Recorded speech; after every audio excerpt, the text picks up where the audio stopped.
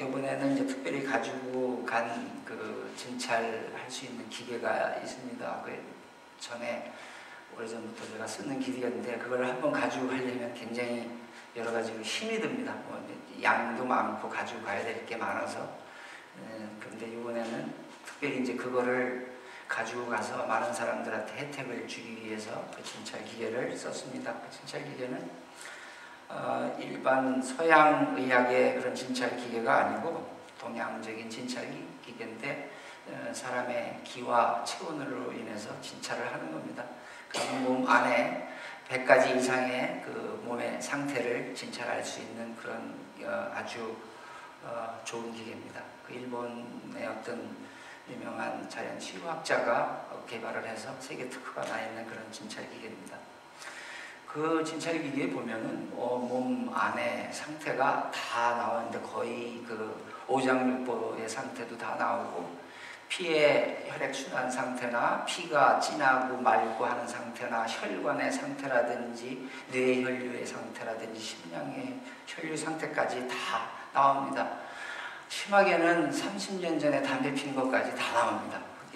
그렇게 아주 좋고 정밀한 그런 진찰 기계입니다. 근데 너무 서양 의학의 진찰 기계에 빠져 있는 사람들은 그 관심도 없고 별로 그게 없는데 이제 그 두 개를 같이 겸해서 진찰을 하면 많은 도움이 되고 이번에도 많은 사람들한테 많은 도움을 드렸습니다.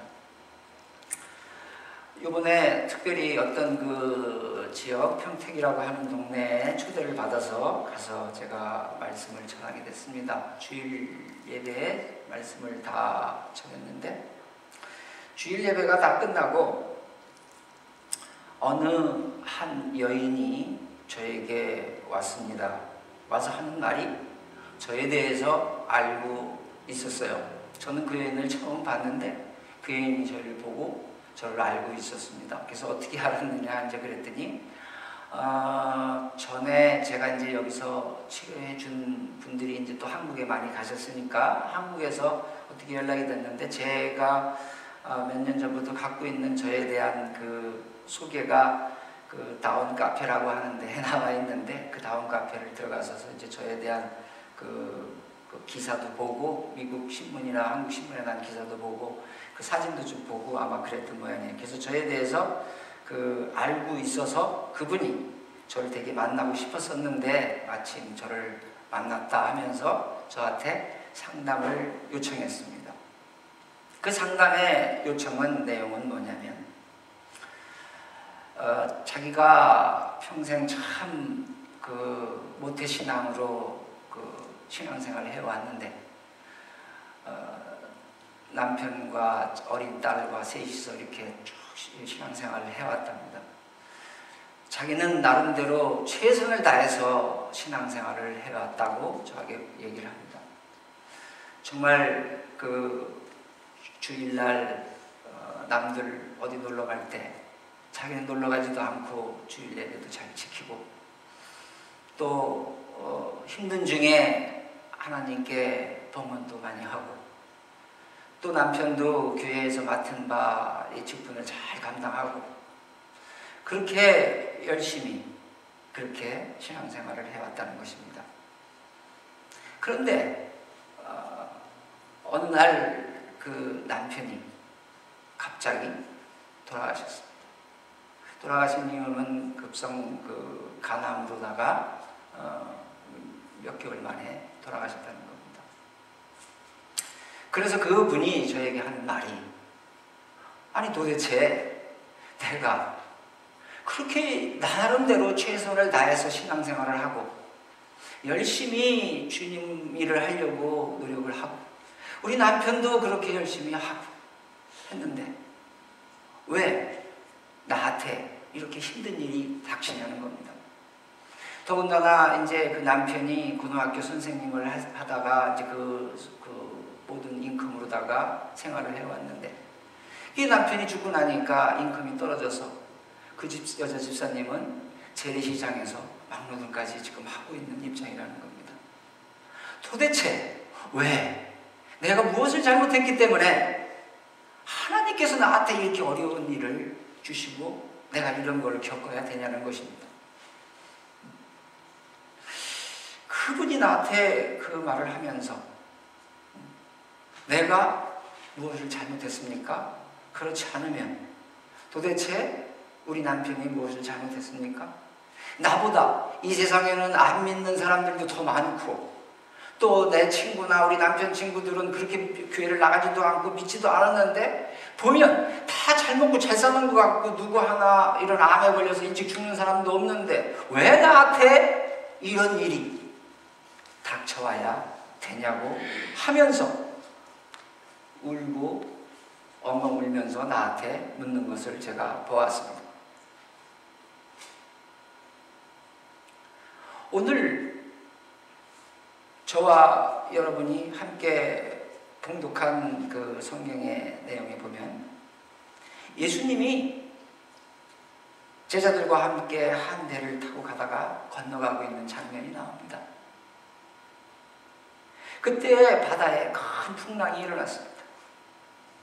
배가 크게 요동쳤습니다. 요동치는 바다와 심하게 흔들리는 그 배, 그리고 거기서 두려워하는 제자들의 모습이 나옵니다. 우리의 인생이라고 하는 것은 바다를 항해하는 것과 같다고 했습니다. 풍랑이는 바다와 같은 이 세상을 살아가는 것 같다고 했습니다.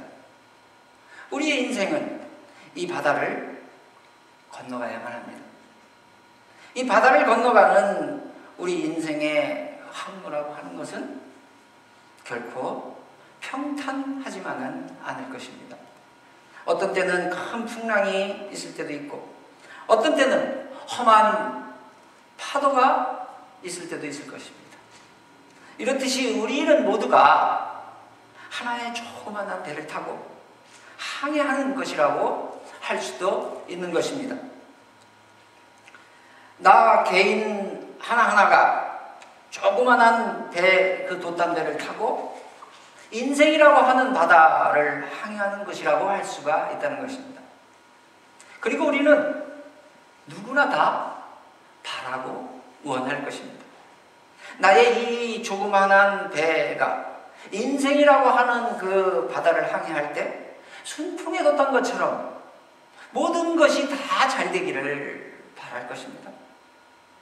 우리의 비즈니스도 잘 되고 우리의 몸도 건강하고 자식들이 부모에게 효도도 잘하고 자녀들이 학교에서 공부도 잘하고 또한 그 부부 사이의 금실도 좋고 우리의 교회 생활도 기쁘고 은혜가 되고 충만하고 모든 것들이 잘 되어서 잔잔한 유리바다를 항해하는 것 같아서 콧노래를 불어가면서 인생을 즐기며 살기를 바라고 원할 것입니다.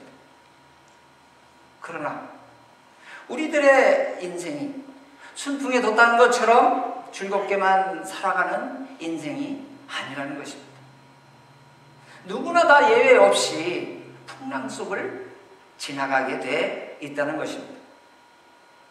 이럴 때 우리는 감당하지 못하고 근심하고 걱정하고 슬퍼하고 두려워하게 된다는 것입니다. 오늘 읽은 성경의 그 장면과 같이 갈릴리 그 바다처럼 때 아닌 풍파가 일어날 때도 있고 갑자기 광풍이 불어올 때도 있다는 것입니다. 그렇다면 우리들의 인생을 항해하면서 이렇게 힘들고 정말로 감당하지 못할 험한 풍랑을 만났다면 우리 크리스찬이, 우리 믿는 사람들이 과연 어떻게 이 험난한 풍랑을 이겨낼 수가 있냐는 것입니다. 우리가 우리의 인생을 항해하면서 정말로 견디기 힘든 풍랑을 만났을 때 우리가 제일 먼저 꼭 알아야 할 사실이 하나 있습니다. 그것은 우리 주님과 함께 가는 배에도 풍랑은 있다는 것입니다. 주님과 함께 가는 길에는 절대로 풍랑도 없고 고난도 없고 고통도 없고 순풍만 있다고 생각한다면 그것은 잘못된 생각이라는 것입니다. 우리가 주님과 함께하고 주님의 명령대로 주의 일을 할 때라도 우리에게 오히려 더 큰 풍랑과 더 큰 고난과 더 큰 핍박이 있을 수도 있다는 것입니다. 왜냐하면 주님이 이 땅에서 사시는 동안에 주님 자신의 생애가 풍랑 만난 배처럼 풍파 많은 생활을 하셨기 때문입니다. 예수님께서 베들레헴에서 탄생하시는 날부터 예수님에게는 많은 풍랑이 몰아쳐 왔습니다. 가나안 여행길에서 마을 외양간에서 태어나는 신세로부터 어린 나기 시절에는 헤롯 왕의 군대가 아기 예수를 죽이려는 것을 피해서 멀리 사막을 지나서 애굽 땅으로 피신하기도 하셨습니다. 예수님의 생애는 온갖 풍랑 속에서 시작되셨습니다. 주님이 항해하는 배는 예수님을 미워하는 비난하는 그 무리들의 풍랑이 계속 밀어 닥쳐왔습니다. 정치적, 종교적 온갖 비난과 조롱과 욕설과 멸시를 받고 마지막에는 십자가를 지는 가장 힘들고 험한 풍랑까지도 겪었다는 것입니다. 주님의 생애는 풍랑 속의 배와 같았습니다. 그러므로 예수님과 함께하는 배를 탔다고 해서 잔잔한 바다에 풍랑이 없고 배가 요동하지도 않고 평안한 항해만 하는 것이 아니라는 것입니다. 예수님과 함께 배를 타고 하나님의 명령대로 주의 일을 할지라도 우리에게 풍랑은 얼마든지 있을 수 있다는 것입니다. 다음에 우리가 풍랑을 만나고 어려움을 당했을 때 꼭 알아야 될 사실이 하나 더 있습니다. 어떤 때는 하나님께서는 우리들에게 그 풍랑을 일부러 주시기도 한다는 것입니다. 아브라함이라고 하는 사람은 시험이라고 하는 풍랑을 통해서 믿음이 더 커졌습니다. 요셉과 다니엘이라고 하는 사람은 자기의 생명까지도 포기해야 하는 험난한 풍랑을 통해서 젊은 나이에 한 나라를 통치할 수 있는 성숙한 안목을 가질 수 있게 되었습니다. 야곱의 아들들은 형제들 간의 시기와 질투라고 하는 풍랑을 통해서 형제들 간의 사랑과 우애가 더 돈독해졌습니다. 야곱도 도피 생활이라고 하는 그 험한 풍랑을 통해서 경건한 신자로 거듭나는 사람이 되었던 것입니다. 또 욥이라고 하는 사람은 중년에 엄청난 시련을 겪었습니다. 자기의 전 재산인 수천 마리의 가축이 다 죽었습니다. 10명의 자식들이 한날 한시에 한꺼번에 죽었습니다. 살이 썩어져가는 역병에 걸렸습니다. 아내는 욥을 버리고 떠나가 버렸습니다.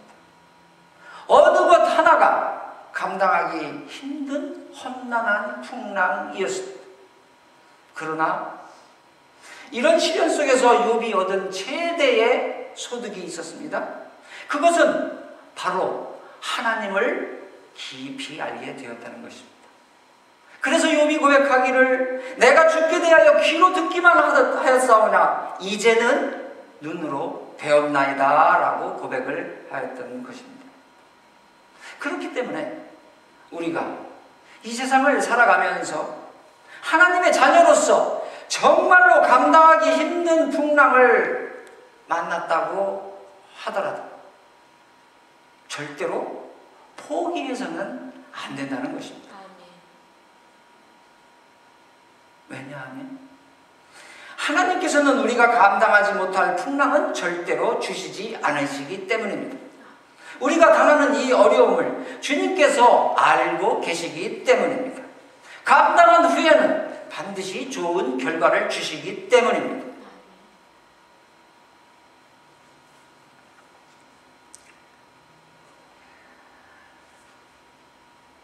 이 처음에 말한 이 여인은 집사님은 살아생전에 남편과 신실하게 신앙생활을 하는 중에 하나 소원이 있었습니다. 그 부부가 갖고 있었던 소원은 뭐냐면 그 어린 딸 아이에 대한 소원이었습니다. 그 딸 아이가 태어나면서부터 눈이 잘못해서 사시로 태어났습니다. 눈동자가 이렇게 돌아가 있었습니다. 그래서 그 부부는 그 딸 아이가 너무 불쌍하고 너무 안타까워서 그거를 고쳐주려고 사방팔방으로 노력을 했답니다. 특히 그 사실을 고쳐보려고 수술을 3번이나 했답니다. 근데 그 수술을 3번씩이나 하는 과정에 사시에 대한 것은 잘 낫지 않고 오히려 눈이 더 안 보이게 됐다. 그래서 어린 나이에 안경까지 썼는데 제가 보니까 두꺼운 안경을 썼습니다. 그랬는데도 조차 잘 보이지를 않았답니다. 점점 더 나빠졌다고 합니다.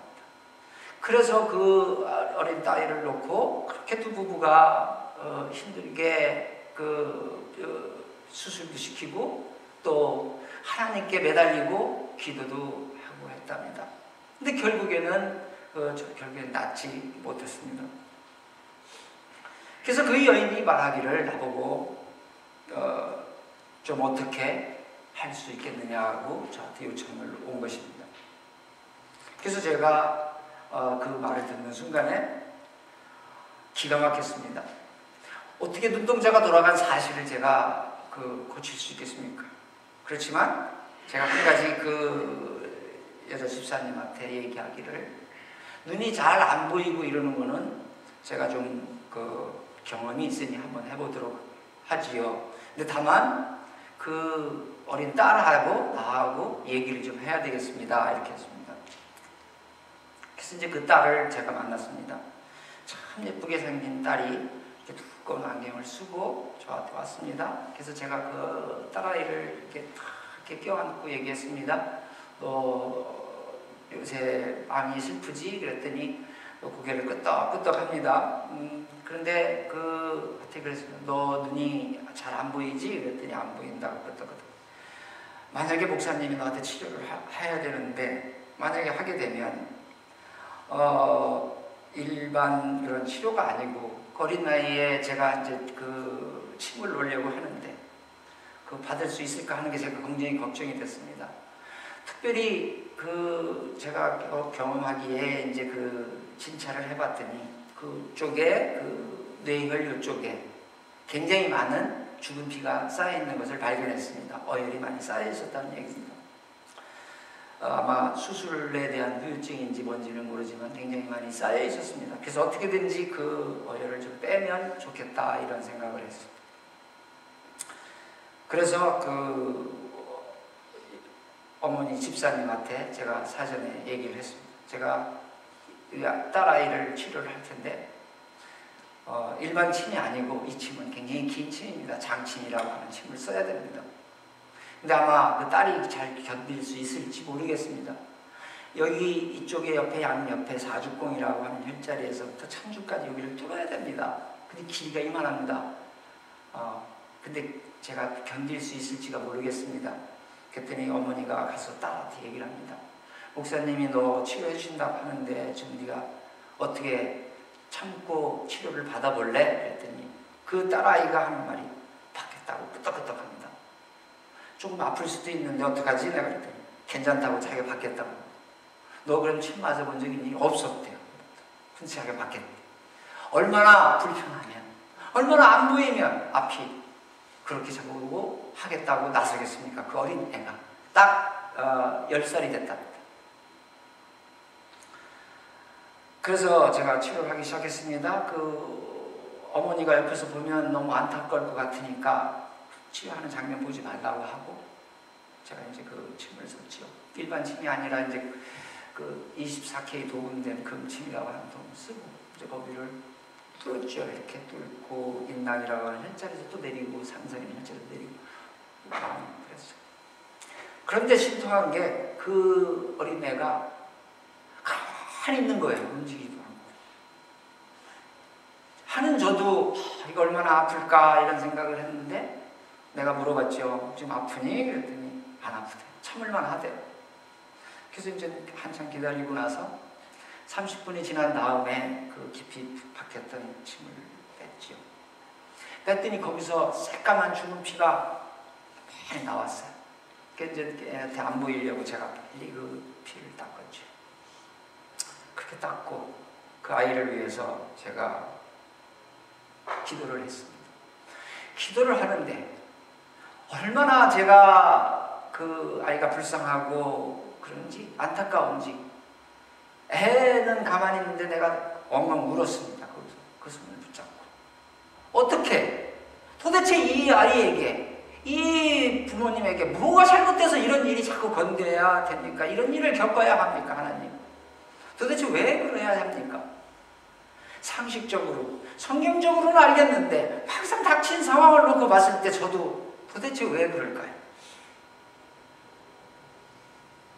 한참 울면서 기도를 다 한 후에 이제 다 치료를 끝내고 제가 그 교회를 떠나왔습니다. 그러고 다시 이제 서울로 돌아와서 다른 교회에서 이제 치료를 또 했는데 일주일쯤 지나서 그 여자 집사님한테서 전화가 왔습니다. 뭐라고 전화가 왔냐면 그 딸아이가 보이는 게 훨씬 맑게 잘 보인대요. 뭐 그거는 저는 상식적으로 있을 수 있다고 생각해요. 안에 많이 껴있으면 잘 안 보여요. 예, 그래서 이제 그게 많이 빠졌으니까 잘 보인다고 하고 또 이제 특별히 제가 중국에서 아주 귀하기 힘든 눈을 치료하는 그런 한 약을 제가 구했어요. 근데 마침 하나님께서 예비를 하셨는지 그 딸한테 제가 줬습니다. 그 명목지향환이라고 하는 아주 귀한 약인데 그 약을 매일같이 아침 저녁으로 먹이십시오 하고 그분을 다 드렸어요. 어쨌든 제가 아는 상식에서 다 했고 나머지는 이제 제가 할 수 있는 게 아무것도 없으니까 그 딸한테 기도만 했는데 일주일 만에 전화가 오기를 눈이 많이 잘 보인다고 고맙다고 저한테 그런 얘기를 했습니다.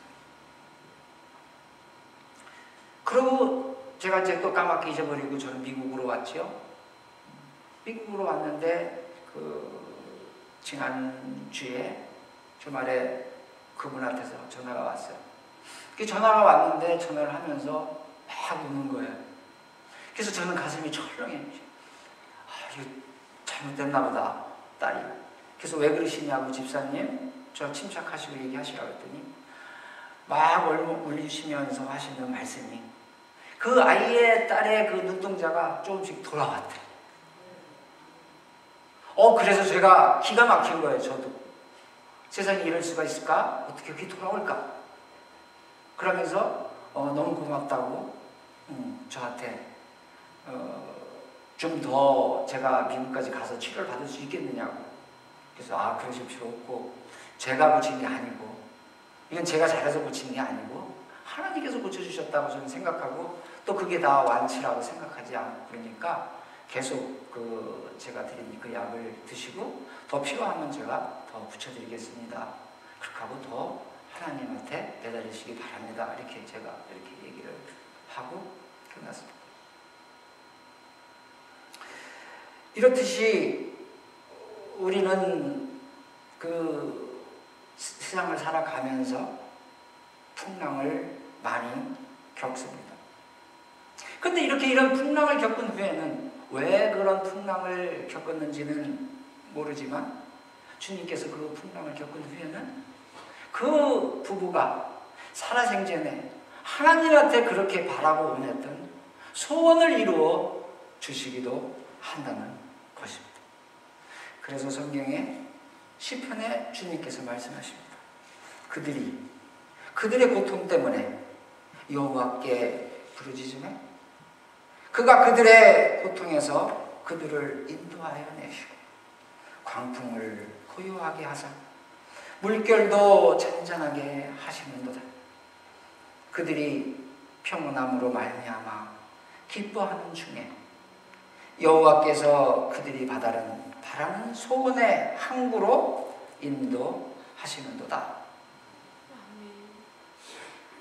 이렇게 험한 풍랑과 파도를 이겨낸 자에게는 하나님께서 소원의 항구까지 안전하게 인도하시기도 한다는 것입니다.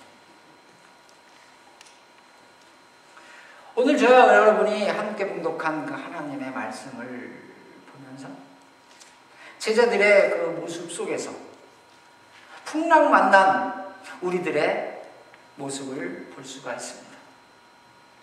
제자들이 그 풍랑을 극복하는 그 모습 속에서 우리가 풍랑을 어떻게 해결해 나갈지 배울 수가 있을 것입니다.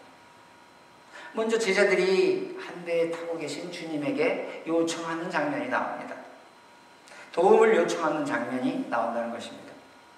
예수님께서 주무시는지라 그 제자들이 나와 깨우며 이르되 주여 구원하소서 우리가 죽겠나이다 했습니다.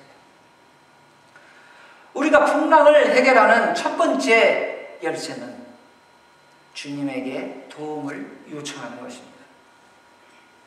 주님을 찾는 것입니다. 거센 풍랑 만난 제자들은 주님에게 도움을 요청했습니다. 오늘날 우리가 무슨 일을 하든지 무슨 일을 당하든지 가장 먼저 해야 할 일은 주님을 찾는 일이라는 것입니다. 그러나 대부분의 사람들은 처음부터 주님을 찾지 않습니다. 꼭 풍랑 만나서 다 죽게 되어서야 비로소 주님을 찾는다는 것입니다. 주님은 제자들과 한 배에 타고 계셨습니다. 그러나 제자들이 주님을 찾는 것은 풍랑 때문입니다. 적어도 풍랑이 일어나기 전까지는 주님이 곁에 계시다는 것을 별로 의식하지 않았습니다. 제자들이 한참 애를 쓰다가 배에 가득히 물이 차고 도저히 감당할 수 없게 되니까 주님을 깨웠습니다. 주여 구원하소서 우리가 죽겠나이다. 우리는 만사가 잘 될 때는 주님에게 별로 관심이 없습니다. 내 지식과 내 재산과 내 경험이 우리 인생살이의 원동력이 됩니다. 세상에 어려운 일이 닥치더라도 학교에서 배운 학식이나 세상적인 상식에 의지합니다. 비즈니스에도 세상적인 경험이 최고의 지식이 됩니다. 굳이 비즈니스나 가정일이나 교회일이나 어떤 때 주님을 깨울 필요가 없다고 생각합니다. 그러나 험난 풍랑과 거센 폭풍 앞에서는 어떠한 경험이나 지식도 무용지물이 될 때가 너무나도 많습니다. 우리 인생의 항해에는 꼭 선장이 필요합니다. 우리가 아무리 지식이 많고 재산이 많고 경험이 많더라도 인생의 선장이 꼭 필요하다는 것입니다. 주님께서 바로 우리 인생의 선장이 되셔야 합니다. 주님께서는 늘 우리 곁에 계십니다. 다 죽게 되세요. 비로소 주님을 깨우지 마시고 일찌감치 주님을 찾으시기 바랍니다. 마지막으로 풍랑에 이겨내기 위해서 우리가 해야 될 일이 있습니다. 믿음을 크게 키우는 일입니다. 제자들이 두려움 때문에 소동을 벌릴 때에 주님께서 말씀하셨습니다. 어찌하여 무서워하느냐 믿음이 작은 자들아. 제자들은 불신자는 아닙니다. 예수를 안 믿는 세상 사람도 아닙니다. 제자들은 경험이나 지식으로 그 풍랑을 이겨내려 했습니다. 베드로를 비롯한 주님의 제자들은 대부분 그 갈릴리 바닷가 출신의 어부입니다. 그들은 20년 또는 30년 동안 갈릴리 호수에서 자랐습니다. 갈릴리 호수의 기후와 풍랑을 너무나도 잘 알고 있습니다. 모두가 세상에서는 프로페셔널 1등 항해사입니다. 갈릴리 호수에서 조난당한다는 것은 상상도 할 수 없는 일입니다. 그러나 하다 안 되니까 예수님을 깨웠습니다. 그러나 일어나신 주님은 험한 풍랑을, 험한 그 현실을 꾸짖기 이전에 제자들의 믿음이 작은 것을 먼저 꾸짖으셨습니다. 주님께서 말씀하시기를 내가 너와 함께 있는데 무엇을 두려워하느냐는 것입니다. 내가 너와 함께 한다면, 네가 나를 믿는다면 이 어려운 풍랑은 충분히 이겨낼 수 있다는 것입니다. 우리 주 예수 그리스도 안에서 주님이 함께 한다는 믿음을 갖고 어려운 현실을 대처한다면 아무리 험한 풍랑이라 할지라도 이겨낼 수가 있다는 것입니다. 우리가 주님과 함께하는 배를 탔다면, 우리가 주님과 함께 동행한다면 비록 풍랑은 있을 수 있어도 결코 두려워하거나 무서워할 것까지는 없다는 것입니다.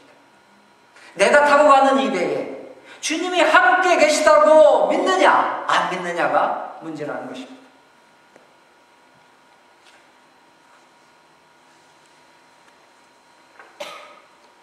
몇 년 전에 멕시코 선교를 갔을 때 어떤 그 외지의 그 원주민을 치료하러 갈 일이 있었습니다. 근데 거기를 가려면 그 밀림을 통과해야 되는 일이 있었습니다. 근데 그 밀림을 통과할 때 그 밀림이 이렇게 우거져 있기 때문에 그 큰 배가 못 가요. 그러니까 조그만한 배를 타고 그 밀림 사이를 이렇게 해서 통과를 해서 가면 그 원주민을 만날 수가 있는 그런 동네를 간 적이 있습니다.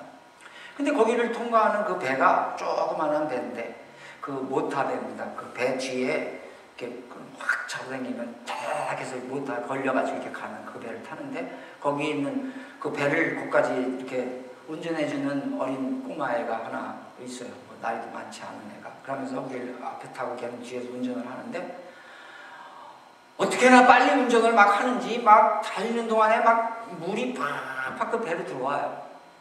그런데 그 물이 문제가 아니라 그 달려가는 그 정글의 물에 주변에 악어들이 잔뜩 있어요. 악어들이 다 쳐다보고 있어요, 이렇게. 근데 그 사이를 막 하는 거예요. 천천히도 안 가. 그냥 얼마나 빨리 가는지 막 그걸 붙잡고 정신이 없는 거예요. 얼마나 무서운지 말도 못하게 무서웠어요. 가는데. 근데 걔는 뭐 그냥 막 이제 자주 했는지 막 가는데 나는 너무너무 무서웠어요. 그래서 거기 이제 도착을 했는데 가면 이제 항상 많이 모여져 있잖아요. 거기 사람들이 많이 빠글빠글 나를 기다리고 있지만 그 항상 늘 사람들 많이 보면 아유 저 언제 다 치료하나 이런 걱정이 보통 그럴 때인데 그때는 그 걱정이 하나도 안 되고 다시 어떻게 돌아가나 그게 걱정이 들어요. 아이고 그 배 타고 어떻게 또 가나 그 악어 사이를 통과해서 어떻게 갈까 내가 거기서 넘어지면 어떻게 할까 구명조끼라도 주지 내가 수영도 잘하는 것도 아닌데 그 나무 사이를 막 들으면 가다 오면 이 나무가 낮은 데는 나무가 탁탁 치고요 막 이렇게 가야 되고 물은 또 얼마나 막 이렇게 들어오는지 그 일이 참 걱정이 많이 됐어요. 그러니까 그 치료하는 그런 게 걱정이 아니라 다시 그 배를 타고 다시 돌아갈 것이 더 걱정이 됐던 거예요. 자 그렇게 하면서 막 걱정이 돼서 치료가 잘 안 되는데 갑자기 주님께서 저한테 말씀을 주시더라고요. 어찌하여서 무서워하느냐 믿음이 적은 자야. 아니 네가 여기 선교하러 왔고 치료하러 왔는데 네가 왜 그걸 걱정하냐. 그래서 제가 저 자신의 믿음이 적은 것에 대해서 참 반성했던 그런 적이 있었습니다. 믿음이 있다고 하는 우리가 나의 인생을 항해하는 동안에 예수와 함께 동행하는 항해를 하고 있느냐? 그렇지 않으면 나 혼자서 항해를 하느냐? 풍랑을 다 만나서 다 죽게 돼서야 주님을 찾는 항해를 하느냐? 이것이 아주 중요한 문제라는 것입니다. 믿음이 작은 것이 제일 큰 문제라는 것입니다. 믿음과 두려움이라고 하는 것은 반비례합니다. 믿음이 크면 두려움이 줄어듭니다. 믿음이 줄어들면 모든 것이 다 두려워집니다. 예수님은 평안히 주무시는데 제자들은 무서워서 떨고 있습니다. 베드로 사도라고 하는 사람은 믿음이 작을 때 어린 하녀 앞에서도 주님을 모른다고 3번씩이나 부인했습니다. 그러나 믿음이 충만할 때는 전혀 달랐습니다.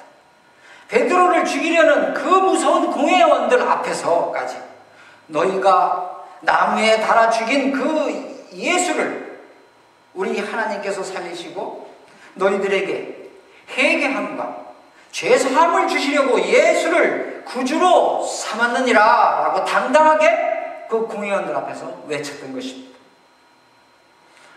험난한 현실만 바라보면 우리의 믿음이 작아집니다. 믿음이 작아지면 이 세상 풍파, 풍랑이 너무나 크게 보입니다. 제자들의 눈에는 풍랑이 너무 크게 보이고 자신들은 너무나 작게 보였습니다. 자, 그렇다면 우리가 어떻게 해야 믿음을 크게 할 수가 있습니까? 우리는 항상 하나님과 나 사이에 나에게 처한 어려운 현실을 가로 끼워놓고 걱정을 하고 근심을 하고 고민을 합니다. 이 어려운 현실이라고 하는 장애물을 먼저 내 앞에 놓고서 하나님을 바라보기 때문에 하나님을 확실하게 믿을 수가 없다는 것입니다. 그러나 하나님을 먼저 바라보고 나에게 처한 현실을 바라본다면 이 어려운 환경을 충분히 이겨낼 수 있다는 것입니다. 주님께서 말씀하시기를 지금 네가 처한 험한 풍랑에 무서워하지 말고 하나님을 믿는 믿음으로 이 어려운 현실을 정복하라는 것입니다. 주님께서 말씀하시기를 이것이 바로 내가 너에게 명한 명령이다 하셨습니다. 믿음이 적은 것 때문에 주님으로부터 책망을 받았다는 것입니다. 주님께서 저희들에게 말하기를 내가 너에게 명한 것이 아니냐 강하고 담대하라 두려워하지 말며 놀라지 마라 내가 어디로 가든지 내 하나님 나 여호와가 너와 함께 하느니라 하셨습니다. 험한 풍파를 이겨내는 가장 좋은 방법은 먼저 주님을 찾는 겁니다. 세상을 보지 말고 오직 주님을 바라보라는 것입니다.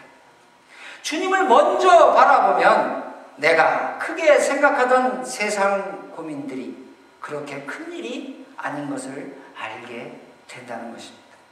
주님을 먼저 바라보면 내가 그렇게 심각하게 고민하던 그 문제도 그렇게 심각하지 않은 것을 깨닫게 된다는 것입니다.